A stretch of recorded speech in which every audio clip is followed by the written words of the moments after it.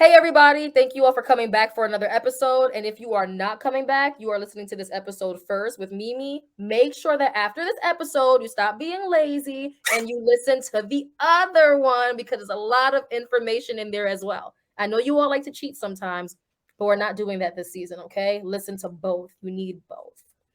Anyway, you all are looking at this title and it says the same 24 hours. This is very new. And it stems from the fact that I realized that most people who are listening are in their 20s to like early to mid 30s. And I realized that there are three things that people really care about. They care about business, they care about wellness, they care about productivity. So we're going to get into it, right? We're going to start off with getting some insight from Mimi in terms of what is she doing to stay productive? What is something that she's doing to stay on top of her health? And what is something that she's doing to stay on top of that cha-ching, cha-ching? All right. So we'll get into it, Mimi. So let's start. Productivity. What are you doing to stay productive?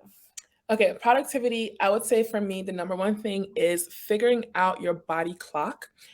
In other words, are you a morning person or a night owl? And depending on that answer, you should really be structuring your day around that. So anyone who knows me knows that I'm not a morning person. I cannot do mornings. I literally, yeah, no, immediately no. I'm a night owl and I've learned this since college. So what I do is I structure my day around the fact that I'm a night owl. So to most people, it seems like, I'm staying up late almost every night, but actually I'm, sleeping in a little later during the day so that I can use my hours of productivity to my benefit. So even, when you have corporate jobs, unfortunately, you have to be online, in the mornings, but I tend to save a lot of my serious work for later in the afternoon and into the evening so that I know that when I sit in front of that computer, I'm not just a zombie, right? I'm actually alert. I know what's going on and I'm on it. So that's my number one tip for productivity. Figure out if you're a night owl or morning person and make it work for you.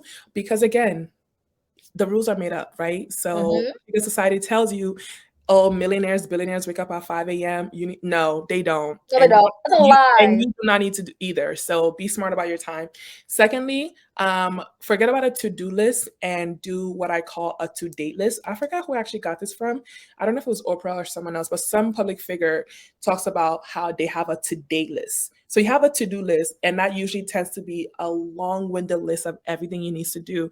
So you can take from that list and create a today list. So things that you need to do today. And for me, that helps me so much throughout the week because I'll basically have a week-long stuff of to-do lists.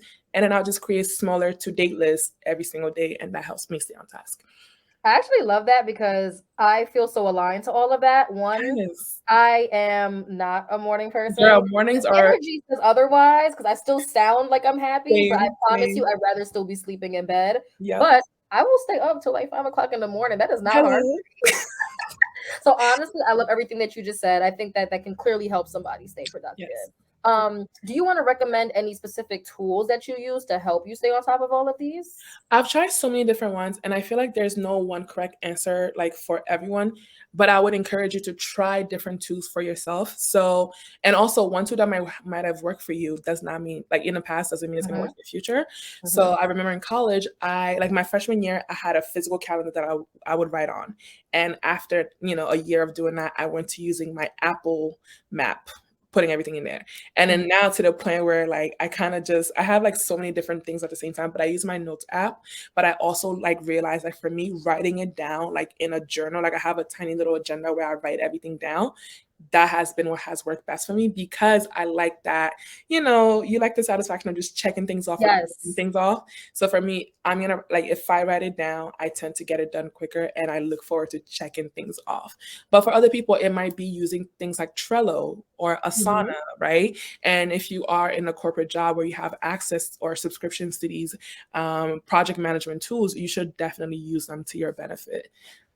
I like that. That was helpful. Now, what about your health? What are you doing to stay on top of your Oh my health? God, you know what I be doing, Juju? I know exactly what. Listen, I want to answer it for you. I'm gonna say, Uh, honestly, first of all, my first time ever going to a true Pilates class. The reason why I say true Pilates class is because I actually went to Club Pilates, but the intro class is just showing you how to use the equipment, not really doing it. yeah. But I went to Solidcore, which is like Pilates on like a million. No, it's like literally Pilates inspired, like strength train. It's literally a lot of people call it Pilates on crack.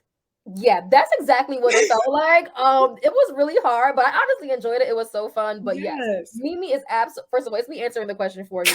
But Mimi I is love it. consistent. She's been going since November, and honestly, as a newbie next to her in that studio, I was ashamed. And you Okay, I still really killed wasn't it. ashamed, but it was You hilarious. still killed it.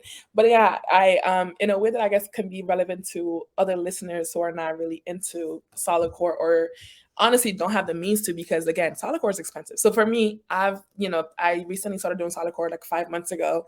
But prior to that, I was doing Chloe Ting workouts in my living room. I was just going to the gym, doing whatever works for me. But I would say for a lot of people, we are at, being that your listeners are in their 20s and 30s, we really are at the age where we're getting older, our metabolisms or our bodies, just you're not a 15-year-old anymore eating hot Cheetos for breakfast. So figuring out what your fitness hobby is should really be at the top of your mind, and also making an investment into your health and your body as well, right? So it's like, the more you invest in that and figuring out what works for you, I think the better it can be for overall health, but also for your mental health as well. I've been telling everyone a big part of the reason why I've been so consistent with my workouts is honestly vanity, right? Yeah. Like I want to be able to look at myself and be like, damn, you look good. And that is a good enough reason to do it. Like you don't have to convince people. It's like, yeah, like, I want to no, looking good can be a good reason. So I yeah. agree. And you need to come back with me to Solid Court. Oh yeah, I'm coming back. Oh my god, I have to email the people to get the free Oh, class. your free class. Long story, y'all. Long Yes. story. And then lastly, Mimi, my final question for you is, what are you doing to stay on top of your finances? Say no.